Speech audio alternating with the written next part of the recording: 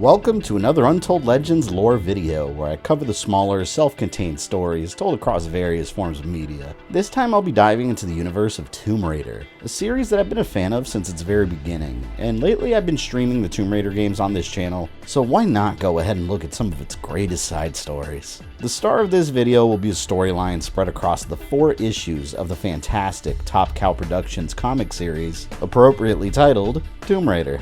A storyline that forces Lara Croft to face elements from her past, discover possible betrayals, and her search for a lost artifact that some believe might not even exist. Before we get started, I'd like to express a huge thank you and shout out to all of my Patreon members for their continued support. You guys help make this channel possible and contribute to keeping these videos flowing.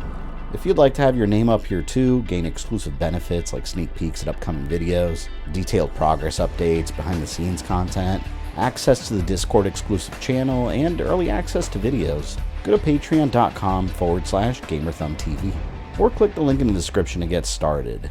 And with that, I'd like to welcome you to the Tomb Raider lore series, the Medusa Mask Saga.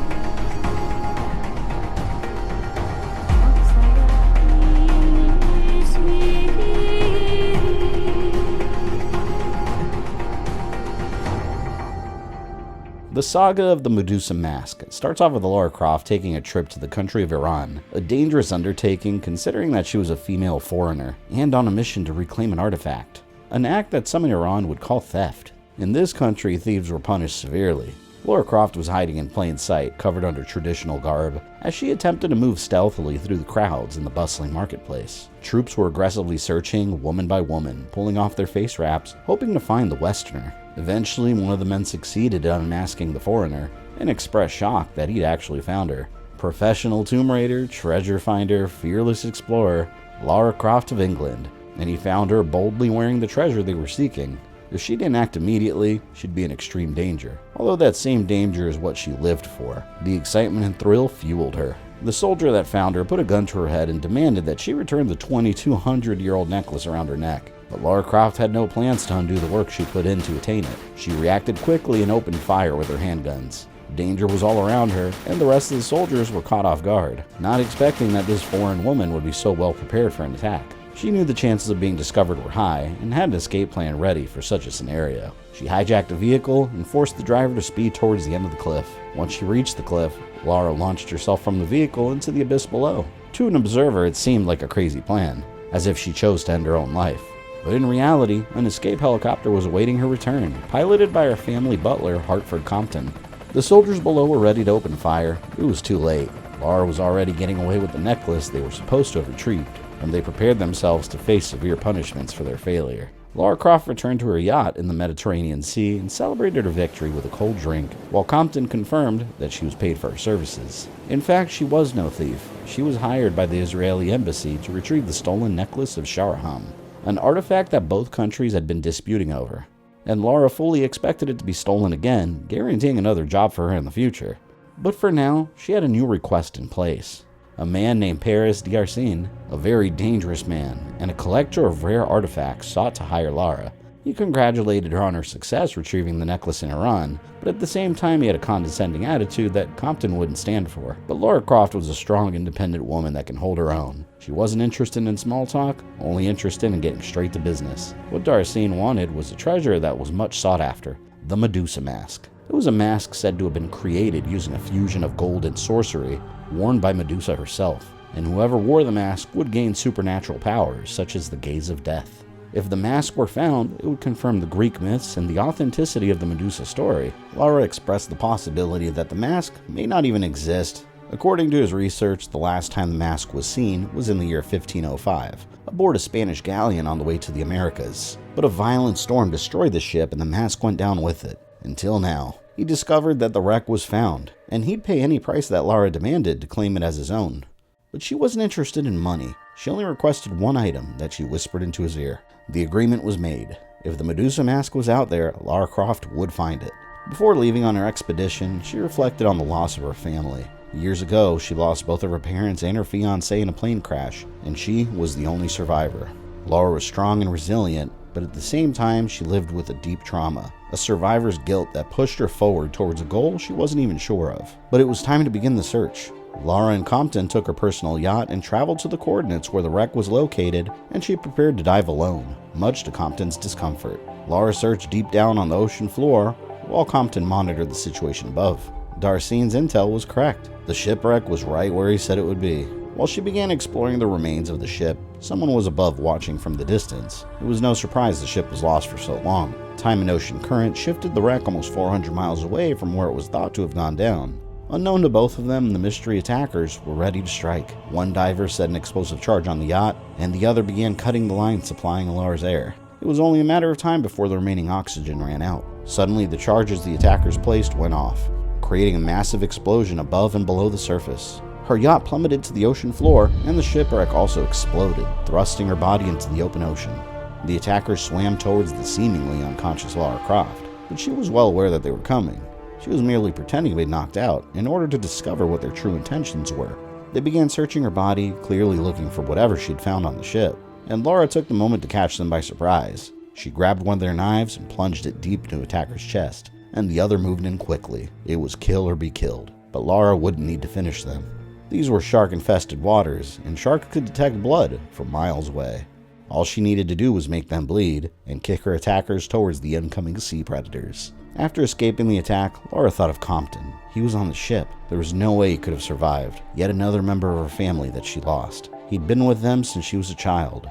Compton even served alongside her father, Henshingley Croft, during the Falklands War of the 1980s. He saved Compton's life, and from that day forward, Compton dedicated himself to serving the Croft family needs, even when it came to personal security. As a child, Lara saw him as a hero. She believed Compton was invincible, but now he was gone and she needed to survive. She dodged the sharks easily since they were more focused on the feast happening behind her. When she appeared on the surface, a welcome surprise awaited. Compton had survived by taking the helicopter to pick her up. Lara was relieved to have him back, but time was not on their side. They needed to keep moving.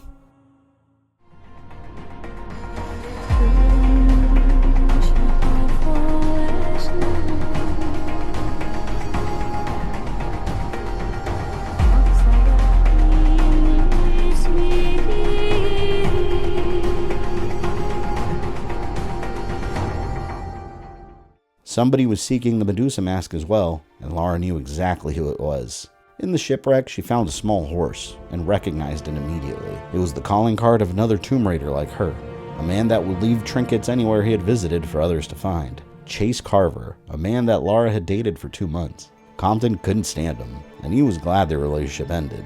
If the Medusa mask was in the shipwreck, it's likely Carver had taken it, but Lara wasn't convinced that he was the one that sent the attackers. Somebody else was trying to stop her, and Carver might have the answers.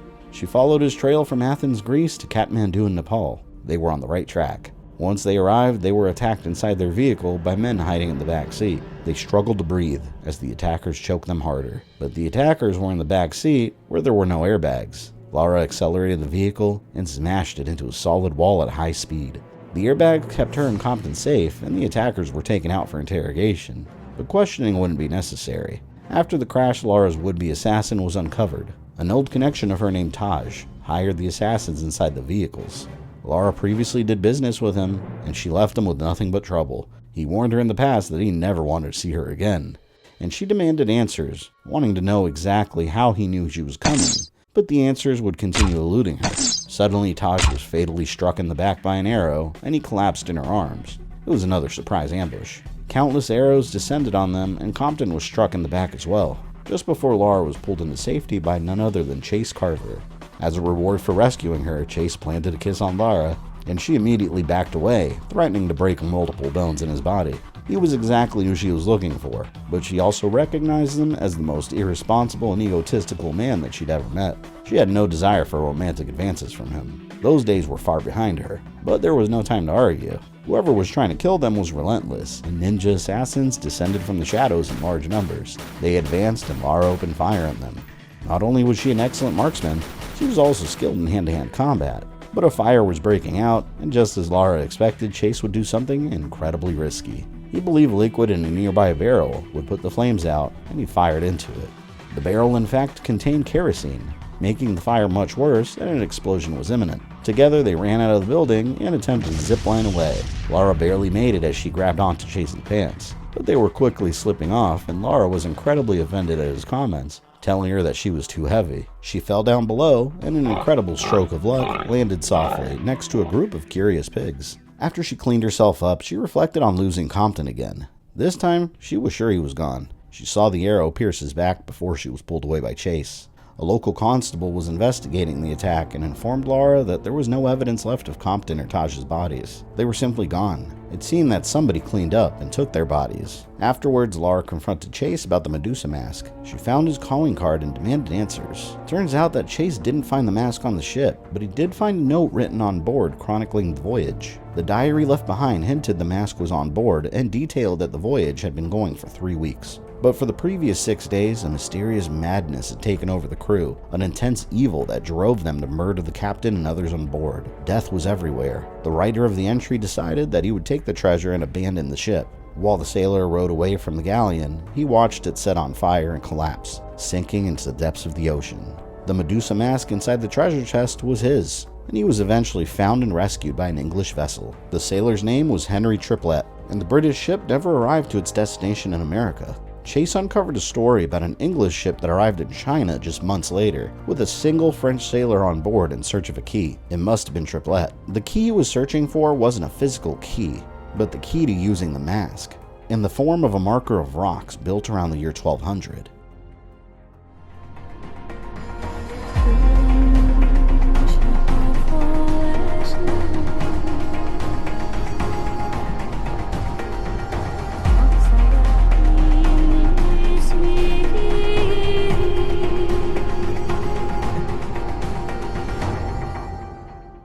Chase believed this key was found in the mountains of Tibet, where legends existed of rocks pointing towards eternal peace and tranquility, an area where the effects of evil couldn't be felt. If they found this location, they would find wherever Triplett took the mask.